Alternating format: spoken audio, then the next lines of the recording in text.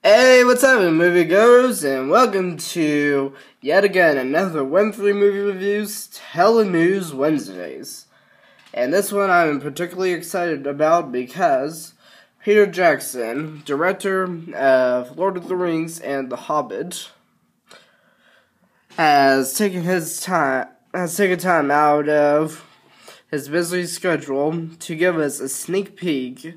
That's right, a sneak peek into The Hobbit, the Desolation of Smaug, and a Q&A session where he answers questions of not only a fellow Hollywood people, whether they be actors or stuff, but also fans. And today that is exactly what we're taking a look at. For those of you who wasn't able to get your code and join in on the session, that I do a TeleNews Wednesday to bring you forth the answers to those questions. So, question number one. Actually, that's not the first.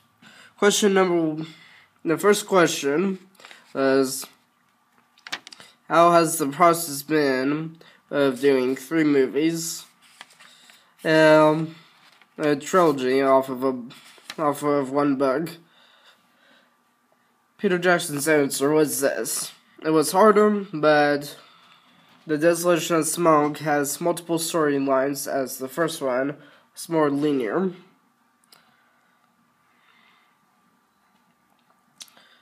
Next one is concerning the character Legolas. This was actually asked by Orlando Bloom.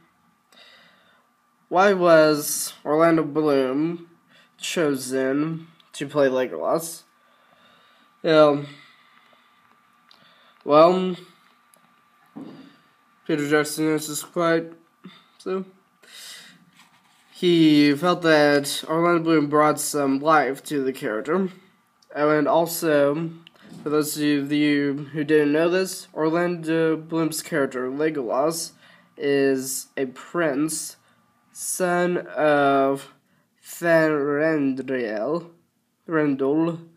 who is the elf that you see in the beginning when it says about no help coming from the elves. He was the leader of that elf pack. But it doesn't turn out to be not helpful. Anyways, Orlando Bloom goes on to ask what would be Peter Jackson's most anticipated part for The Hobbit, thinking that it was going to be about Legolas, who is going to show up in other Hobbit movies. But it actually turns out to be Bill's confrontation with the dragon Smaug. Now, we don't really see the dragon Smaug in this picture, but you can see based on the gold coins that he's in the mountain. And that's in the middle of the confrontation.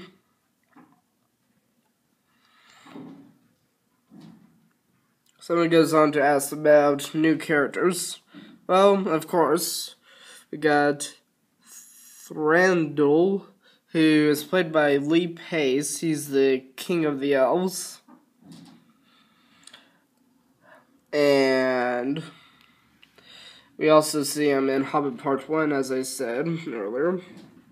And we also got Stephen Fry playing the Master of Lake Town, which I'm guessing, I'm not sure about all my Hobbit or Lord of the Rings geography, but I'm guessing Lake Town is the town nearby the Lonely Mountain that gets under siege near the end of the book.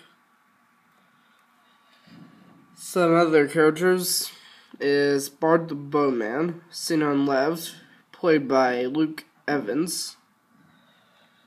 And also we got Tauriel, who, I'm not exactly sure what actress plays her, but Peter Jackson says this about her.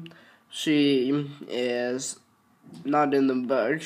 She was completely made up in the studio as a completely brand new character.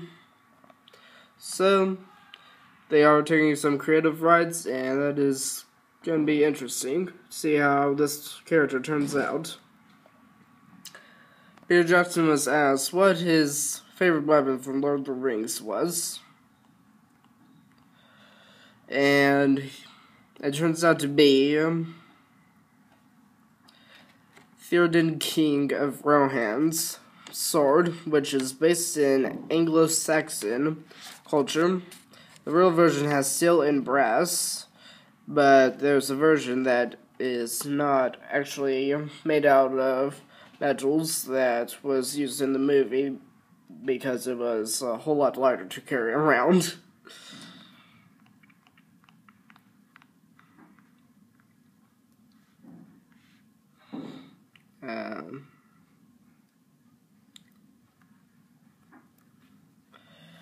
He was also asked how difficult is it to stay on track of plans.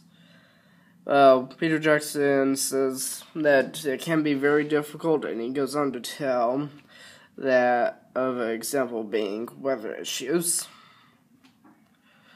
Like one time, he goes on to give an example about that being one time they were filming somewhere that was a great spot, and due to weather issues, they had to evacuate a couple of days early because they had a lot of equipment. Somebody goes on to ask if there's going to be a differentiation shown between the Avari, I think it was, and Sindar elves. I have no clue exactly what type of elves these are, but Peter Jackson does intend to put that differentiation in there.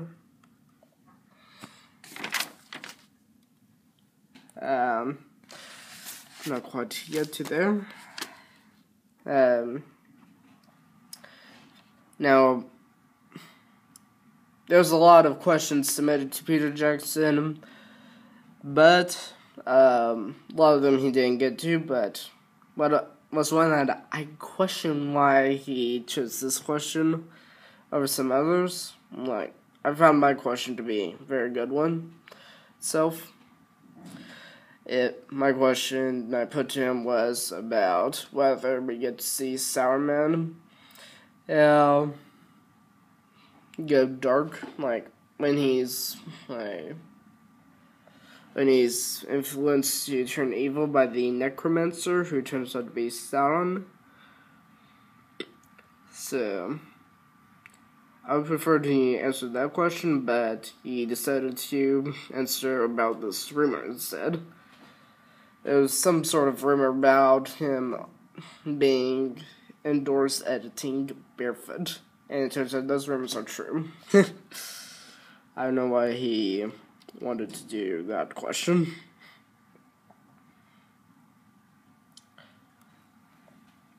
Now, this question was put to one of his executives, like producers or something or other, named Jed. It was, what torture would Jed like to put Peter Jackson through? And they, after some time of discussing, they decided on rotisserie, which we see done in this scene by the trolls.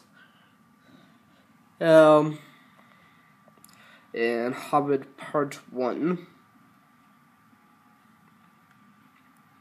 This question came from Billy Boyd, who played Pippin Took. The question was there going to be any new lands? And it turns out there is. The one example that Mr. Jackson said about is Mirkwood. And he goes on to say that in Lord of the Rings, they were on a trail passing right by but not getting into Mirkwood when escaping from Moria during the confrontation with Balrog.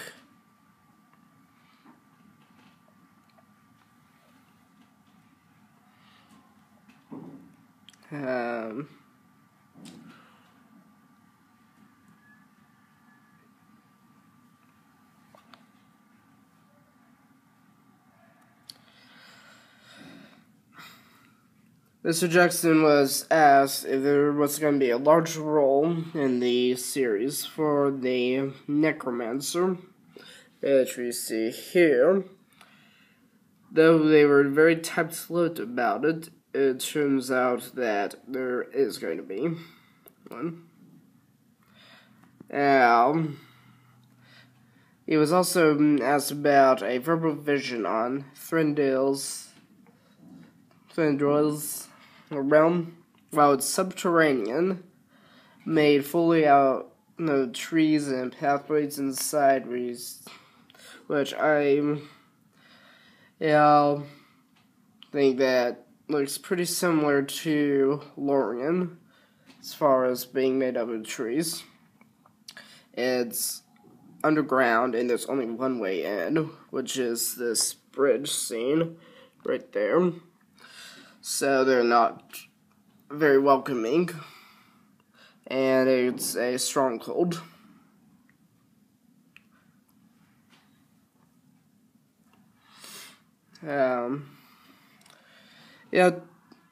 Forget who it was, but the actor who plays Mary as Peter Jackson, if the rumor about his living on a boat by New Zealand was true. Well, it turns out that rumor is untrue, and that was actually a pretty weird question, if I do say so myself.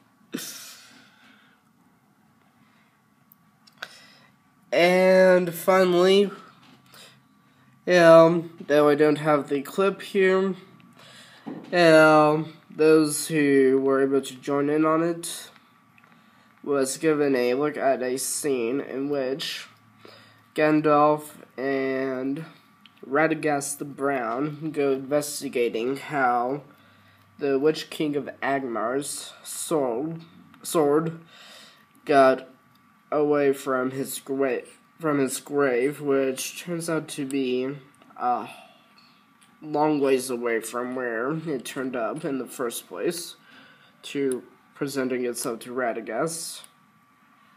In the first movie, when you see the ghost of the Witch King of Angmar. So they go investigating about that, and that'll be an interesting scene to see about how they get up to that and stuff. Though personally, I would really enjoy to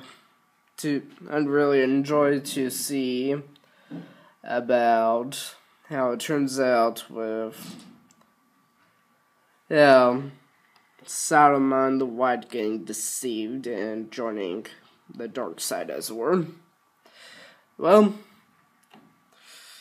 we'll still see. We'll still get to see about that. That's all the time we have for today, moviegoers, and we'll catch you later with a Genre Thursday tomorrow. But until then, have a great rest of the week. Have a great rest of the day, and see ya.